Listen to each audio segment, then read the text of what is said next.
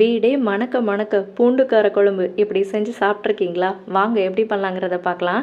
2 table spoon ஆயிலில் 1 teaspoon jeera, 1/4 teaspoon வெந்தயம், 1 teaspoon கடுகு, 2 வரமிளகா, 1 கைப்பிடி அளவுக்கு கருவேப்பிலை எல்லாம் சேர்த்துட்டு 20 சின்ன வெங்காயத்தை இந்த மாதிரி தோலை உரித்து சேர்த்துக்கலாம். வெங்காயம் நல்லா பச்சை வாசம் போகிற வரைக்கும் வதங்கணும்.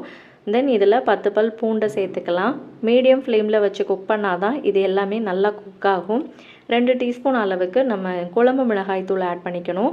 தென் இதை நல்லா அந்த ஆயில்லையே வதக்கி எடுத்துக்கலாம். இப்போது இதில் ஒரு பெரிய சைஸ் தக்காளியை இந்த மாதிரி அரைச்சி பேஸ்ட்டாக சேர்த்துக்கணும்.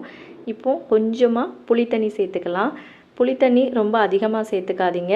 1 கப் அளவுக்கு தண்ணி சேர்த்துட்டு லாஸ்ட்டில் காரமாக இருந்துச்சு அப்படின்னா புளித்தண்ணி சேர்த்துக்கலாம். கொஞ்சமாக இதில் உப்பு போட்டுட்டு மூடி போட்டு 5 நிமிஷம் குக் பண்ணி பெருங்காயத்தூள் ஆட் பண்ணி இந்த மாதிரி எண்ணெய் பிரிஞ்சு வர வரைக்கும் நல்லா மீடியம் ஃப்ளேமில் குக் பண்ணிங்கன்னா பூண்டு கார குழம்பு ரெடி.